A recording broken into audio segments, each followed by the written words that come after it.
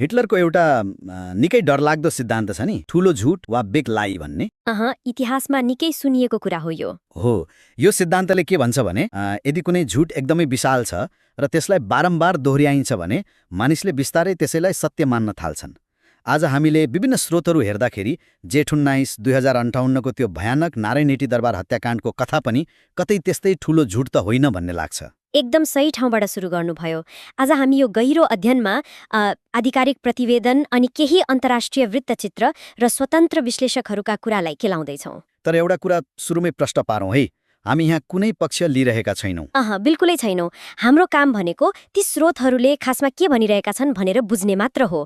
त्यहाँ रहेका भनौँ न वैज्ञानिक र तार्किक विसङ्गतिहरू हेर्ने हो। ठिक छ, अब सबैभन्दा पहिले मलाई अचम्म लागेको कुराबाट जाउँ। आधिकारिक प्रतिवेदन अनुसार त युवराज दिपेन्द्रले अत्यधिक मादक पदार्थ र चरेस खाएका थिए, होइन र? हो त नि, उनी उभिन र आफ्नै जुत्ता वा लुगा खोल्न समेत नसक्ने अवस्थामा थिए भनिएको छ त्यहाँ। अनि त्यही मान्छेले केही मिनेटमै सैनिक पोसाक लगाएर 3वटा फरक फरक भारी हतियारबाट अचुक निशाना लगाए, यो कसरी सम्भव छ? त्यही त, स्रोतहरूमा फोरेन्सिक र हतियार विशेषज्ञहरूले यो कुरा उठाएका छन्। जस्तै M16 वा सबमेसिन गन चलाउँदा निस्कने त्यो पछाडि धकेल्ने शक्ति, जसलाई रिकोइल भनिन्छ, त्यो निकै शक्तिशाली हुन्छ नि त।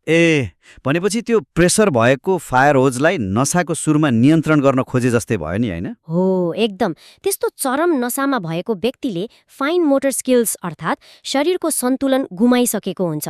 यति छोटो समयमा त्यति धेरै व्यक्तिलाई सटिक निशाना बनाउनु मानव शरीर विज्ञानकै कोणबाट लगभग असम्भव छ भन्छन् विश्लेषकहरू। ओहो, अनि अर्को कुरा नि, आत्महत्याको तरिका। दिपेन्द्र दायाँ हात चलाउँथे भन्ने छ, तर गोली चाहिँ बायाँ कानको पछाडिबाट लागेको थियो रे। यो अलि मिल्दैन जस्तो लाग्छ।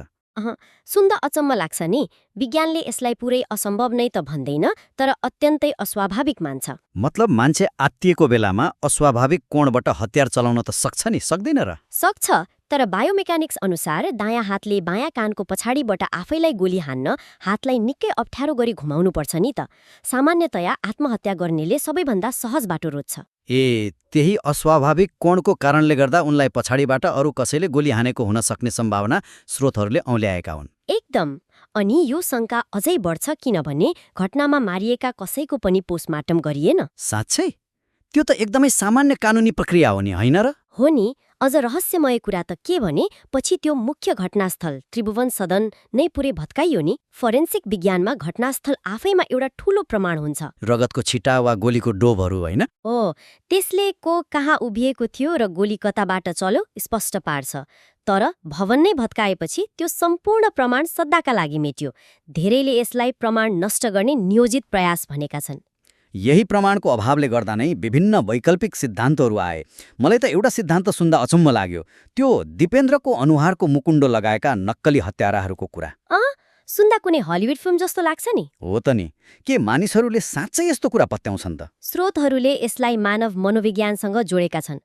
जब अचानक गोली चल्छ र मानिसहरू त्रासमा हुन्छन्, शरीरमा एड्रेनालिनको बाढी आउँछ। भनेपछि दिमागले साना साना कुरा याद गर्न सक्दैन। ठ्याक्कै।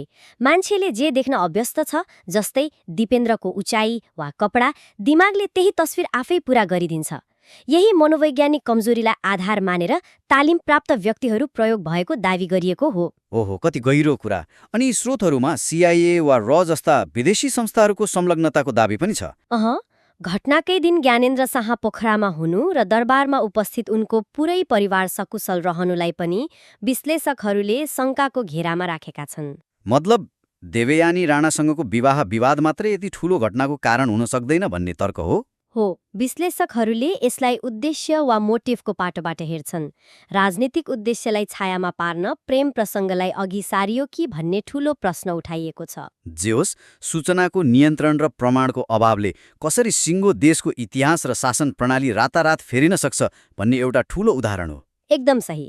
हामीले आज पढेका स्रोतहरूले एउटै कुरा सिकाउँछन्, आलोचनात्मक सोच नराख्ने हो भने इतिहास सधैँ प्रश्नकै घेरामा रहन्छ। साँच्चै। अब अन्त्यमा एउटा गहिरो प्रश्न छोडेर जाउँ। घटना लगत्तै अन्तर्राष्ट्रिय स्तरबाट आएको फोरेन्सिक जाँचको प्रस्तावलाई त्यसबेला सिधै अस्वीकार गरियो। यदि त्यो बेला स्कटल्यान्ड यार्ड जस्ता संस्थालाई आएर आधुनिक विज्ञानको प्रयोग गर्न दिएको भए के नारायण हिटीको माटोले आज हामीले सुनेको भन्दा अर्कै कुनै भयानक सत्य ओकल्ने थियो कि